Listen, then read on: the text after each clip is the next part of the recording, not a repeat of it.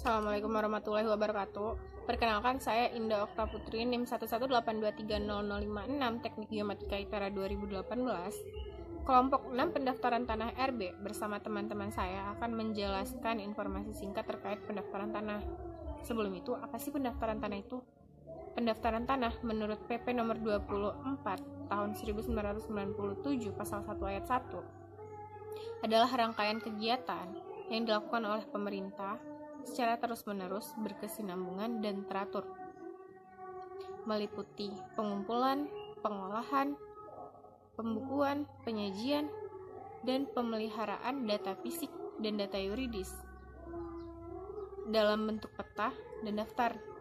Nah, sejarah dari pendaftaran tanah ini ada 3. Yang pertama, sebelum masa penjajahan, pada saat ini masyarakat menggunakan hukum adat atau hukum daerahnya masing-masing untuk mengatur masalah pertanahan.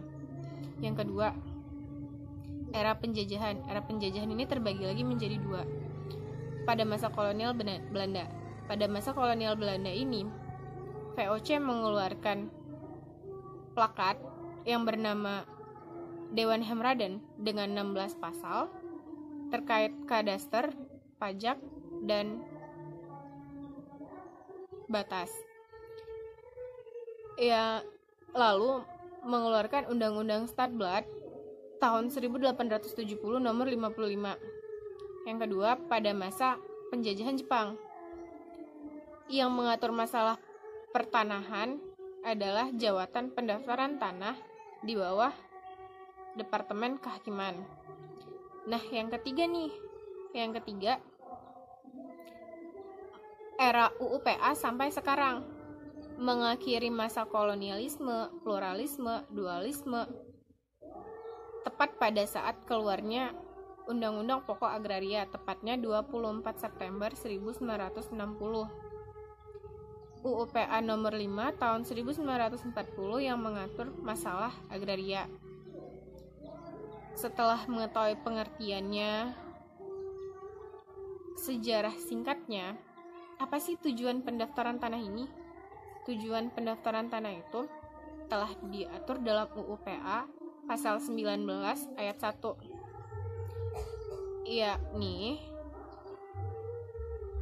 demi mendapat jaminan kepastian hukum oleh pemerintah, dilakukanlah yang namanya pendaftaran tanah bagi seluruh wilayah Republik Indonesia berdasarkan ketentuan-ketentuan peraturan pemerintah yang ada. Selanjutnya akan dijelaskan oleh teman-teman saya. Baiklah, di sini saya akan menjelaskan tentang sistem pendaftaran tanah. Jika dihubungkan antara ketentuan pasal 19 ayat 2 huruf C UUPA dengan sistem-sistem dari pendaftaran tanah yang telah disebut di atas, maka akibat hukum dari ketentuan pasal 19 ayat 2 huruf C UUPA tersebut sebagaimana yang tersebut dalam sistem negatif. Dengan kata lain, sistem pendaftaran tanah yang dianut UUPA adalah sistem negatif bertendensi positif. Nah, sistem pendaftaran ini dikenal ada 2 macam, yaitu sistem pendaftaran negatif dan sistem pendaftaran positif. Yang pertama, sistem pendaftaran negatif. Sistem pendaftaran tanah di mana surat tanda hak yang diberikan kepada seseorang adalah berlaku sebagai tanda bukti hak atas tanah yang mutlak. Artinya, terdaftarnya seseorang dalam daftar buku tanah itu tidak dapat diubah lagi. Nah, sedangkan sistem pendaftaran tanah positif, sistem pendaftaran tanah di mana segala apa yang tercantum di dalam sertifikat tanah atas nama seseorang dianggap benar sampai dapat dibuktikan dalam suatu keadaan yang sebaliknya. Artinya, seseorang yang telah terdaftar dalam daftar buku tanah masih dapat dibantah jika yang terdaftar bukan pemegang hak atas tanah yang sebenarnya. Nah, selanjutnya yaitu metode pendaftaran tanah. Metode pendaftaran tanah ada 2, yaitu sistematik dan sporadik. Sistematik yaitu kegiatan pendaftaran tanah untuk pertama kalinya yang dilakukan secara serentak meliput semua proyek pendaftaran tanah yang belum didaftar dalam wilayah atau bagian wilayah suatu desa atau kelurahan. Sedangkan sporadik, kegiatan pendaftaran tanah untuk pertama kali mengenai satu atau beberapa objek pendaftaran tanah dalam wilayah atau bagian wilayah suatu desa kelurahan secara individual atau massal. Nah, di sini saya juga akan menjelaskan proses pendaftaran tanah. Yang pertama yaitu yang harus kita lakukan adalah pengumpulan data atau pengelolaan data fisik. Nah, yang kedua yaitu pembuktian hak dan pembakuannya. Yang ketiga itu penerbitan sertifikatnya. Yang keempat penyajian data fisik dan data yuridis. Yang kelima daftar penyimpanan daftar hukum dan dokumentasi. Sekian, terima kasih. Assalamualaikum warahmatullahi wabarakatuh. Nama saya Reni Andriani, NIM 118230050. Di sini saya akan menjelaskan tentang materi presentasi mengenai hak-hak pendaftaran tanah, yang kedua peralihan hak atas tanah, kemudian yang ketiga yaitu syarat-syarat pengajuan pendaftaran tanah. Hak-hak pendaftaran tanah yaitu terdapat 6. Yang pertama, hak milik, yang kedua, hak guna usaha, yang ketiga, hak guna bangunan, yang keempat, hak sewa, yang kelima, hak membuka tanah, kemudian yang keenam yaitu hak memungut hasil hutan. Selain dari hak-hak yang telah saya sebutkan, terdapat juga hak-hak yang tidak tercantum yang ditetapkan oleh undang-undang dan juga hak-hak yang bersifat sementara sebagaimana yang telah disebutkan dalam pasal 53. Kemudian selanjutnya yaitu tentang peralihan hak atas tanah. Peralihan hak atas tanah sendiri diatur oleh Peraturan Pemerintah Nomor 10 Tahun 1961 tentang pendaftaran tanah. Kemudian cara dalam peralihan hak atas tanah terdapat 2 cara, yaitu beralih dan juga dialihkan. Sementara itu, dalam pembagian peralihan hak atas tanah terdapat dalam beberapa bentuk, yaitu dengan pemindahan hak, yang kedua pemindahan hak dengan lelang, yang ketiga peralihan hak karena pewarisan hak, yang keempat peralihan hak karena penggabungan atau perseroan atau koperasi dan pembebanan hak. Syarat-syarat dalam pengajuan pendaftaran tanah terdapat 2 jenis dokumen. Yang pertama yaitu dokumen hak atas tanah baru, yang kedua yaitu dokumen atas hak pembuktian tanah lama.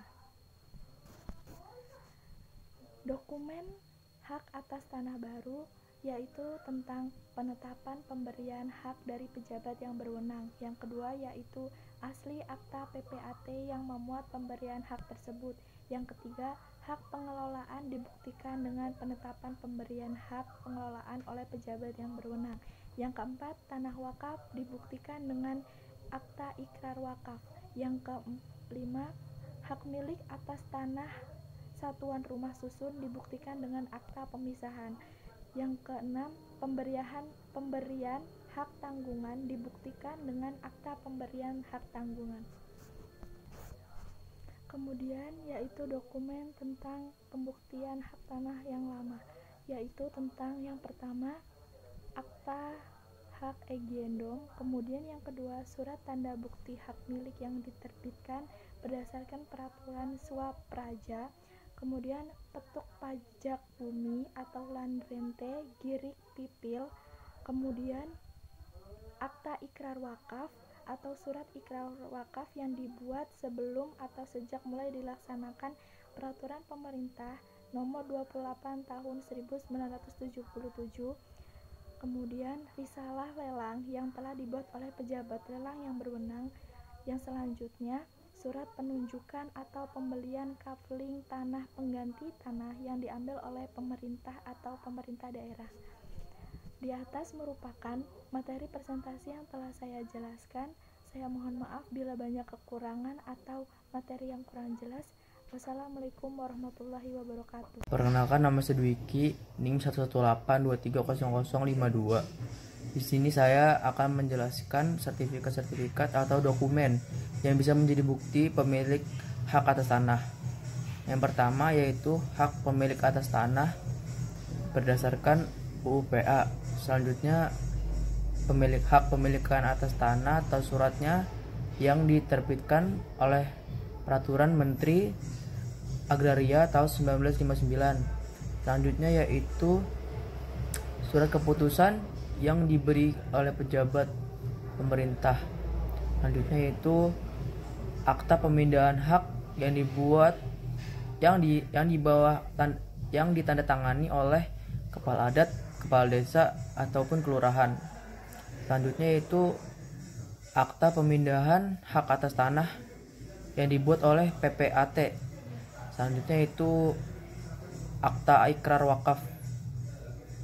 Yang selanjutnya ada risalah lelang, di mana risalah lelang ini akan menjadi bukti bila terdapat tanda tangan si pejabat pelelang tersebut.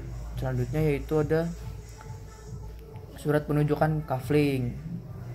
Selanjutnya ada petuk pajak atau landerte yang ada sejak UU-PA tahun 1961.